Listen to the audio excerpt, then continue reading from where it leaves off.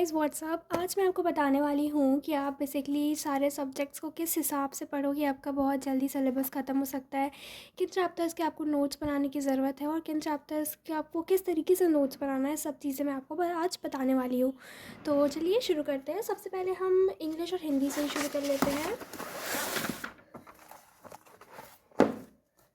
तो इंग्लिश की बुक्स तो चेंज हो गई हैं इस बार वाले में, पर मैं आपको एक आइडिया दे सकती हूँ। क्योंकि देखिए, ड्रामा पढ़ने का ना एक तरीका होता है। तो देखिए, अब जो भी ड्रामा पढ़ रहे हैं ना, उसकी लाइंस की मीनिंग्स ऐसे यहाँ पे दी रहती है, पर आप अपने हिसाब से भी तो इसी लाइंस की मीनिंग, जैसे कि अभी आप टीचर एक्सप्लेन कर रहे हैं तो आप उस हिसाब से आप लाइंस की मीनिंग लिखते रहिए। कोई आपको इम्पॉर्टेंट आपकी टीचर बता रहे हैं कि ये चीज़ इंपॉर्टेंट है, तो उसको हाईलाइट करते रहिए। एंड इंग्लिश पढ़ने का सबसे बेस्ट वे यही है कि आप लाइंस की मीनिंग्स लिखते रहिए। देखिए, ये वाली जो मीनिंग्स ही रहती है ना, ये बुकिश लैंग्वेज है। ये तो बुकिश लैंग्वेज मतलब है ही।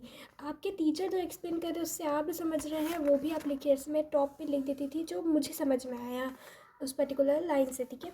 और उस लाइन की एक इन जनरल मीनिंग क्या निकल रही है। तो देखिए, मेरी पूरी बुक ऐसी ब्लू कलर की रंगी रहती है इंग्लिश की, और अगर आप इस हिसाब से पढ़ रहे हैं ना तो आप 90 एक्सपेक्ट कर सकते हैं।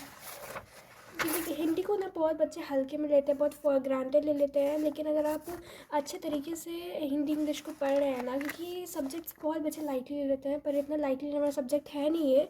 एफ़र्ट इसमें बहुत लगती है। तो और अगर आप ये जो स्टोरीज़ और पोएम्स होते हैं उनमें भी देखिए, मैंने लाइंस की मीनिंग लिखी है। एंड पोएम्स के पढ़ने, हाँ, पोएम्स में आप ये लिख लीजिएगा कौन सा लिटरेचर डिवाइस यूज़ हो रहा है, कहाँ पे पर्सोनिफिकेशन यूज़ हो रहा है, कहाँ पे सिमिली यूज़ हो रहा है। तो इस तरीके से उसकी मीनिंग्स, उसमें से कुछ ऐसे इंपॉर्टेंट क्वेश्चंस भी आप लिख सकते हैं। देखिए, हिंदी इंग्लिश की ना आपको नोट्स पढ़ने की ज़रूरत नहीं है, आप बुक में ही चीज़ों को एडजस्ट करना सीखिए। मैंने आपको लास्ट में दिखाया था कि आप थीम्स एकदम अपने ज़ुबान पे रखिए, क्योंकि इससे 2 से 3 मार्क्स का क्वेश्चन पूछ ही लेते हैं, डायरेक्ट क्वेश्चन पूछते हैं इससे। तो इन चीज़ों को अपने एकदम ज़ुबान पे रखिए। हिंदी को मैंने आपको पढ़ने का सबसे बेस्ट तरीका यही बताया था कि आप अभी से ही जो मुहावरे हैं और जो ये सारी चीज़ें, इनको अभी से याद करना शुरू करिए, क्योंकि इनका ही आना कंफर्म है। अभी से आप लेटर का फॉर्मेट देखना शुरू कर दीजिए। कुछ अब ये डिसाइड कर लीजिए कि आपको कौन सा वाला कॉम्पोजिशन लिखना है। आपको चित्र के हिसाब से लिखना है, कोई कहानी से लिखना है, कोई कोई लोकक्रिया दी है आपको उससे लिखना है। आप अभी से डिसाइड कर लीजिए और उसी पे प्रैक्टिस करिए। आप एटलीस्ट 2 लेके चलिए, सिर्फ एक पे मत चलिएगा। आप एटलीस्ट 2 लेके चलिए कि मान लीजिए कि उस टाइम पे आपको कोई टॉपिक नहीं समझ में आया, तो उस हिसाब से। ऐसे ही हिंदी का पोएम भी का भी है, उसमें भी आपको मैंने आपको लास्ट वीडियो में भी कुछ चीज़ें दिखाई, जैसे स्मॉल नोट्स आपको लिखना है। पूरा 10 ईयर से एनालाइज़ कर लीजिएगा। जो लास्ट 2 साल में आया है ना, वो चैप्टर्स रिपीट करने के चांसेस बहुत कम है, तो उन चैप्टर्स को थोड़ा सा लाइटली लेके चलिएगा। और जो बहुत टाइम से चैप्टर्स नहीं रिपीट किए हैं, उन चैप्टर्स के आने का संभावना थोड़ी ज़्यादा हो जाती है, तो उन चैप्टर्स पर थोड़ा ज़्यादा ध्यान दीजिएगा। और जैसे कि मैंने इंग्लिश में भी सबका ऐसे यहाँ पे लिखा था, वैसे ही इधर भी लिखा है हिंदी में भी मीनिंग्स। तो सब चीज़ें देखो, इसका नोट्स बनाने की कोई ज़रूरत नहीं है, बुक में ही सब चीज़ें लिखना शुरू कर दो। जैसे आपकी चीज़ें समझा रहे हो उसी के लिए लिखना शुरू कर दो। ये मतलब हिंदी इंग्लिश एक ऐसी चीज़ है ना, जो आपको स्कूल में पढ़ रहे हो स्कूल में पढ़ के ख़त्म कर दो। सिर्फ आपको एग्ज़ाम से एक दिन पहले इसको उठाना पड़े रिवाइज़ करने के लिए, बस। घर आपको आके फिर इसको खोल के बैठना ना पड़े। स्कूल में ही पढ़ो, स्कूल में पढ़ के ख़त्म कर देना है आपको, ठीक है। उसके बाद आते हैं हिस्ट्री, सिविक्स और जोग्राफ़ी में। तो जोग्राफ़ी के लिए अगर आप ये वाली बुक यूज़ कर रहे हो तो आपको नोट्स बनाने की ज़रूरत नहीं है। देखिए, जोग्राफ़ी में और हिस्ट्री सिविक्स में भी आपको लोग नोट्स बनवाते हैं, काफ़ी लोग, पर आपको बनाने की ज़रूरत नहीं है अगर आप ये वाली बुक यूज़ कर रहे हो जोग्राफ़ी के लिए, क्योंकि इसमें आपको नोट्स सारे चैप्टर्स के एंड में दिए रहते हैं इस तरीके से। कि मैं आपको दिखा देती हूँ। प्रीवियस ईयर क्वेश्चंस तो दिए रहते हैं, इस तरीके से आपको नोट्स भी दिए रहते हैं। ये नोट्स सफिशिएंट होते हैं, आपको एक्स्ट्रा से नोट्स बनाने की ज़रूरत नहीं है। आप ये चीज़ हिस्ट्री ज्योग्राफी में देख लेना कि टॉपिक्स कौन कौन से हैं, उन टॉपिक से रिलेटेड क्वेश्चंस कौन कौन से हैं, और वो क्वेश्चंस आप डायरेक्ट हाईलाइट करना शुरू कर दो, ठीक है। और उसी हिसाब से आप पढ़ लो, तो आपको अलग से नोट्स बनाने की ज़रूरत नहीं पड़ेगी। ऐसे देखो, मैंने पॉइंट बना लिया था कि देखो, मैक्स टू मैक्स एक क्वेश्चन 3 से 4 मार्क्स का पूरा जाएगा, तो मैंने 4 पॉइंट्स बनाना शुरू कर दिए कि यही 4 पॉइंट्स मेरे को बनाने हैं। क्योंकि डायरेक्ट क्वेश्चन पूछेगा, ठीक है। तो आप पॉइंट्स बनाना शुरू कर दो। वैसे पॉइंट्स बनाए तो थोड़ी सी लॉजिकल लगे कि ये थोड़ी सी ना बढ़ा चढ़ा के इसमें बात की गई है, तो आपको लॉजिकल पॉइंट्स खोजने पड़ेंगे। अगेन इसमें नोट्स बना के अपना टाइम वेस्ट मत करना, टाइम बहुत लिमिटेड है, दूसरी जगह पे भी आपको यूज़ करना है।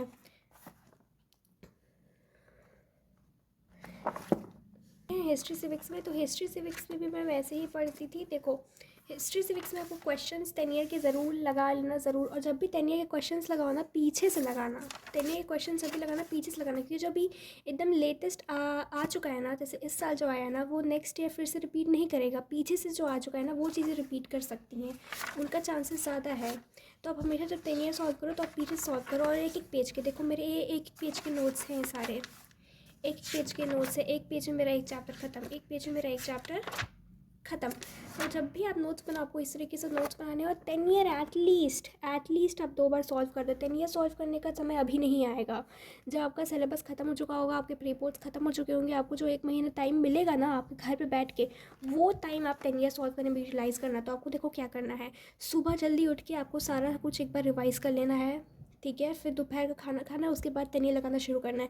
एक बार 10 ईयर लगा लिया फिर रख दिया। छोटे मोटे सब्जेक्ट्स के लिए जैसे हिस्ट्री हो गया, सिविक्स हो गया, ज्योग्राफी हो गया, हिंदी इंग्लिश हो गया, इसमें आप एक ही दिन में 2 बार 10 ईयर ख़त्म कर सकते हो। जैसे कि एक बार शाम को आपका 10 ईयर ख़त्म हो गया, फिर शाम का नाश्ता वाश्ता करने के बाद या फिर खाना वाना खाने के बाद आप लेट नाइट बैठ के एक बार 10 ईयर सॉल्व कर लो। अगले दिन स्कूल तो है नहीं, 1 महीने की आपको छुट्टी मिलेगी, ठीक है। तो आप वैसे कर सकते हो। और जो तो ऐसे बड़े सब्जेक्ट्स हैं जैसे कि साइंस हो गया, मैथ्स हो गया, उनमें आप 2 दिन लगा सकते हो, लेकिन एट लीस्ट 10 ईयर को आपको 2 बार सॉल्व करना है। और जब भी सॉल्व करना है पीछे से ही सॉल्व करना है। देखो एक पेज में मेरा एक चैप्टर ख़त्म हो जाता था, तो ये देखो ये नोट्स नहीं है मेरे, ये मैंने बुक से चैप्टर को पढ़ा है और फिर मैं टॉपिक वाइज सारे पॉइंट्स को लिखती जा रही हूँ, मैंने खुद से लिख रही हूँ मैं प्रैक्टिस करने के लिए।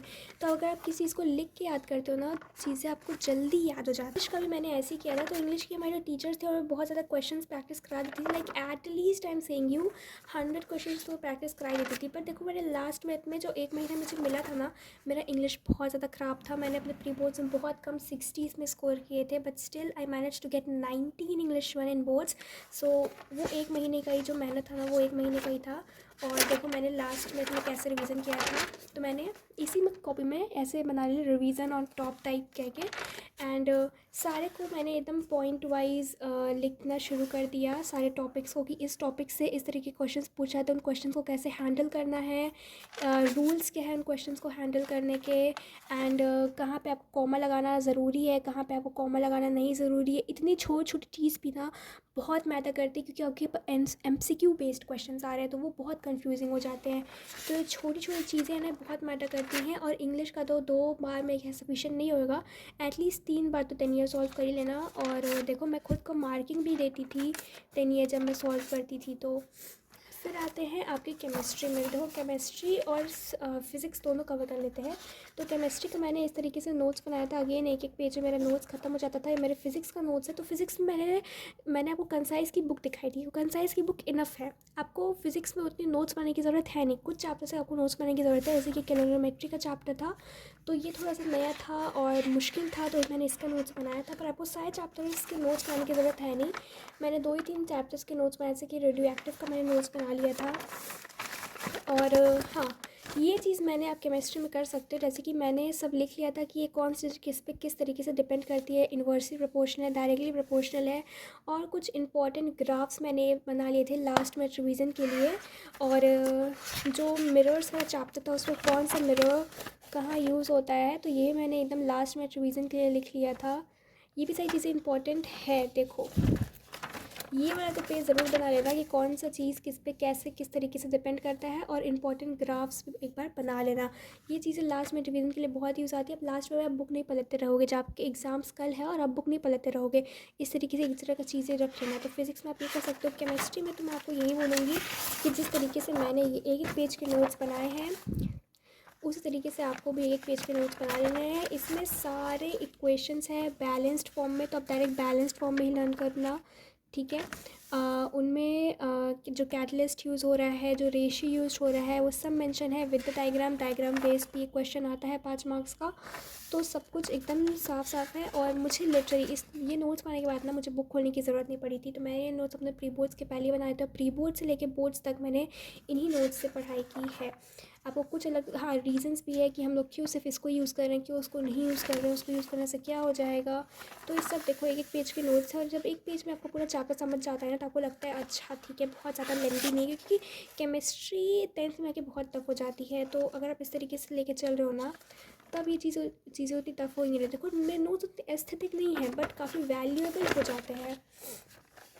देखो सारी रीजंस है, मैंने क्वेश्चंस के जिस तरीके क्वेश्चंस पूछते हैं उनके आंसर्स हैं, मीनिंगफुल आंसर्स है, घुमा फिरा के नहीं, डायरेक्ट स्ट्रेट फॉरवर्ड आंसर्स हैं।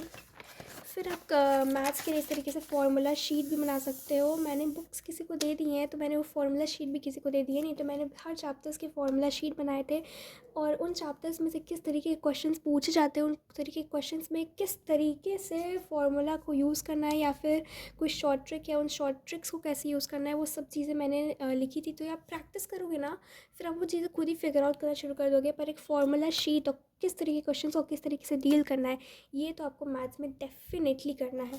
फिर कंप्यूटर में मैं आपको एक चीज़ दिखा देती हूँ। कंप्यूटर में आप अगर आप हर दिन ना एक प्रोग्राम लेके चल रहे हो, तो आप कंप्यूटर में 100 भी स्कोर कर सकते हो। 100 नहीं तो 95 प्लस तो आप आराम से स्कोर कर ही सकते हो। तो आप 100 तो स्कोर कर सकते हो। Computer is a very scoring subject. फिर आते हैं आपके बायो पे।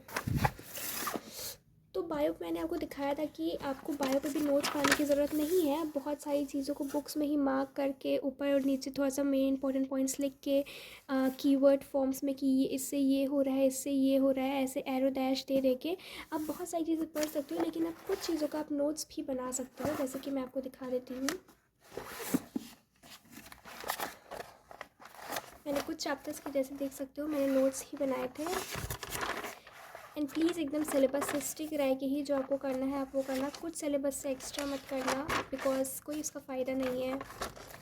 हाँ, लास्ट वन के लिए जैसे कि मैंने आपको बताया था कि आप फिज़िक्स में ग्राफ्स का प्रैक्टिस कर सकते हो, वैसे ही बायो में डायग्राम्स का प्रैक्टिस आप कर लेना।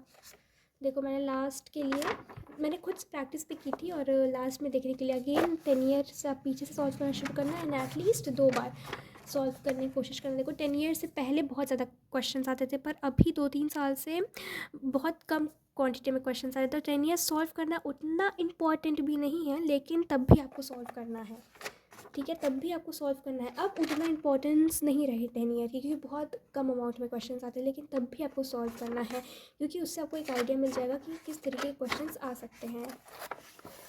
फिर ये कुछ बुक्स थी जो क्वेश्चन बैंक्स 10 ईयर्स। देखो 10 ईयर्स मैंने ख़रीदी तो थी, लेकिन बहुत सारे बुक्स में आपको 10 ईयर्स से क्वेश्चंस मिल ही जाते हैं, तो आपको 10 ईयर खरीदने की कुछ खास ज़रूरत पड़ती है नहीं। पर क्योंकि मैंने ख़रीद ली थी, तो फिर मैंने इसी से सॉल्व करना शुरू किया था। लेकिन जो मैंने आपको बुक्स बताई थी लास्ट वाली वीडियोज़ में, अगर आप वही बुक्स यूज़ कर रहे हो ना, तो आपको 10 ईयर खरीदने की कुछ खास ज़रूरत पड़ेगी नहीं। लेकिन आप ख़रीदना चाहो तो ख़रीद भी सकते हो, कोई लॉस नहीं है at the end of the day. फिर ये कुछ बुक्स हैं जो मेरे को मेरे सीनियर से ही मिल गई थी, आप देख सकते हो पुरानी है। इनको भी मैंने कुछ चैप्टर्स को स्पेसिफिक चैप्टर्स के लिए मैंने सॉल्व की। टू बी वेरी ऑनेस्ट, इन बुक्स की ज़रूरत नहीं पड़ती है। अगर आप अपने जो मेन बुक्स है अगर आप उनको अच्छे से पढ़ रहे हो, 10 ईयर से क्वेश्चन सॉल्व कर रहे हो, इन क्वेश्चन बैंक्स की ज़रूरत नहीं पड़ती है। हाँ, अगर आप किसी सब्जेक्ट में आप सच में बहुत ज़्यादा वीक हो, क्योंकि मैं फ़िज़िक्स में वीक थी, तो मैंने फ़िज़िक्स से कुछ चैप्टर्स इस बुक से लगाए हैं। स्पेशली मैंने न्यूमेरिकल्स लगाए हैं और एमसीक्यूज़ लगाए हैं, तो मेनली मैंने इसी के लिए वो बुक यूज़ की है। और देखो इतना टाइम भी नहीं मिलता है ना कि आप बहुत ज़्यादा क्वेश्चन बैंक और इन सब चीज़ों का यूज़ कर सको। टू बी वेरी ऑनेस्ट, आपको टाइम नहीं मिलता है, तो आपको जब भी टाइम मिले आप फिज़िक्स से, तो मैं यही कहूँगी कि आप कंसाइज जितनी बार दोहरा सको उतनी बार रिवाइज करो उसको। तो इन सब बुक्स पे इन्वेस्ट करने का मुझे कोई लॉजिक नहीं दिखता है। अगर आप टाइम मैनेजमेंट आपका बहुत अच्छा है, तो आप यूज़ कर सकते हो सारी बुक्स, कोई लॉस नहीं होएगा इन बुक्स को लेने के बाद। ऐसा नहीं है कि आपके मार्क्स कम हो जाएंगे, बढ़ेंगे ही आपके मार्क्स। लेकिन अगर आप टाइम मैनेज कर पा रहे हो तो ये बुक्स ख़रीदना, ये सारी बुक्स एक्स्ट्रा बुक्स ये जो होती हैं। नहीं तो आपका वही जो बुक्स है वही ख़रीदो, और अगर आप मन कर रहा है कुछ खरीदने का तो आप 10 ईयर पे इन्वेस्ट कर लो, इन सबको रहने दो, आप कर लो 10 ईयर पे इन्वेस्ट। तो बस यही था मेरा, आपको मैंने बस बेसिकली आपको बताना था कि आप किस तरीके से आप पढ़ो। और अगर आप इस तरीके से पढ़ते हो ना तो आपका सिलेबस ऑलमोस्ट नवंबर तक ख़त्म हो जाएगा। उसके बाद से आप रिवीजन अपना शुरू कर देना, 10 ईयर सॉल्व करना शुरू कर देना, ठीक है। उससे पहले मत कोशिश करना 10 ईयर सॉल्व करने की। मैंने भी कोशिश की थी, कोई फ़ायदा नहीं है, 2-3 दिन वेस्ट ही होएंगे, 2-3 घंटा वेस्ट ही होएगा। मैं आपको बोल रही हूँ जब सिलेबस ख़त्म हो जाए तभी 10 ईयर सॉल्व करना, ठीक है। And that's it for today's video, bye.